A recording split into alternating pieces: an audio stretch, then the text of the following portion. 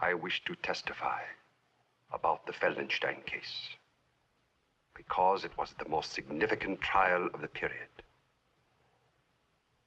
It is important, not only for the tribunal to understand it, but for the whole German people. But in order to understand it, one must understand the period in which it happened.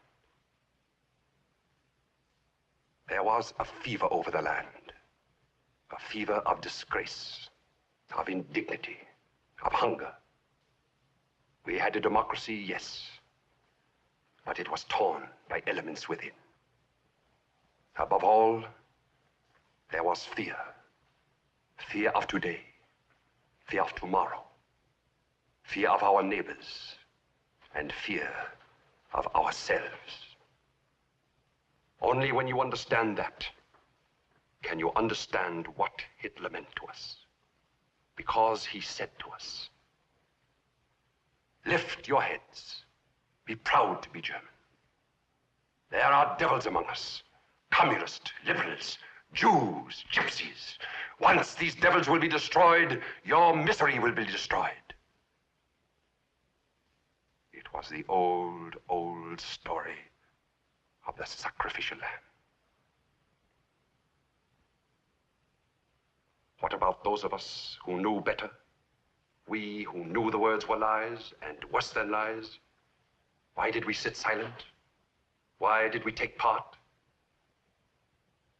Because we loved our country. What difference does it make if a few political extremists lose their rights? What difference does it make if a few racial minorities lose their rights? It is only a passing phase. It is only a stage we are going through. It will be discarded sooner or later. Hitler himself will be discarded sooner or later. The country is in danger. We will march out of the shadows. We will go forward. Forward is the great password. And history tells how well we succeeded, Your Honor. We succeeded beyond our wildest dreams. The very elements of hate and power about Hitler that mesmerized Germany, mesmerized the world. We found ourselves with sudden powerful allies. Things that had been denied to us as a democracy were open to us now. The world said, go ahead. Take it. Take it! Take Sudetenland. Take the Rhineland. Remilitarize it. Take all of Austria. Take it! And then one day, we looked around and found that we were in an even more terrible danger. The ritual began in this courtroom, swept over the land like a raging, roaring disease. What was going to be a passing phase had become the way of life.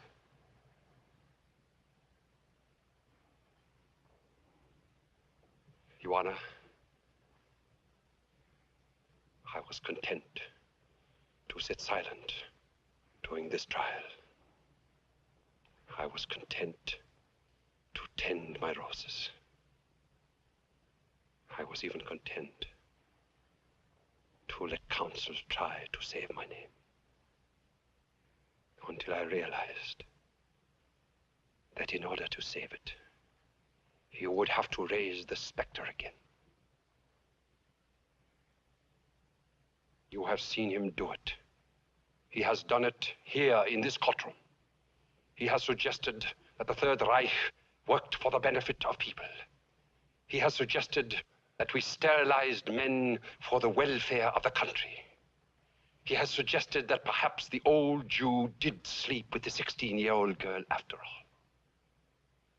Once more, it is being done for love of country.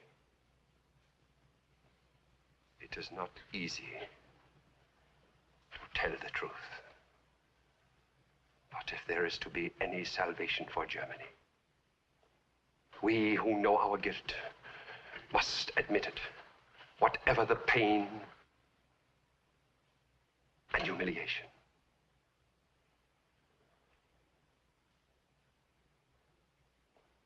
had reached my verdict on the Feldenstein case before I ever came into the courtroom.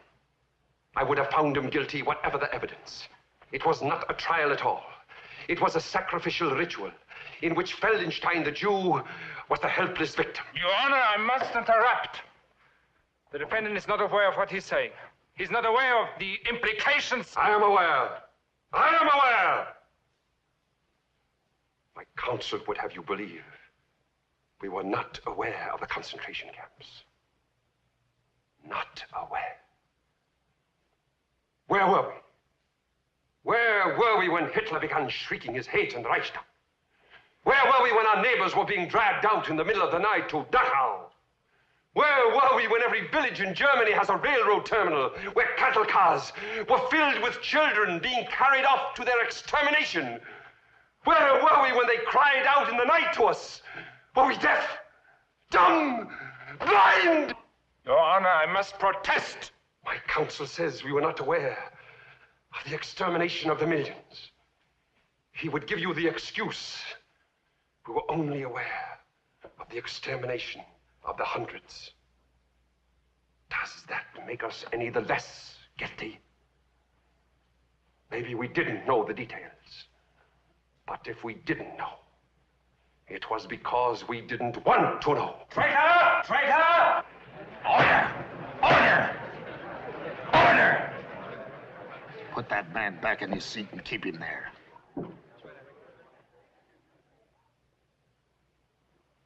I am going to tell them the truth. I am going to tell them the truth if the whole world conspires against it. I am going to tell them the truth about their ministry of justice. Werner Lampe, an old man who cries into his Bible now. An old man who profited by the property expropriation of every man he sent to a concentration camp. Friedrich Hofstetter, the good German who knew how to take orders, who sent men before him to be sterilized like so many digits. Emil Hahn, the decayed, corrupt bigot, obsessed by the evil within himself.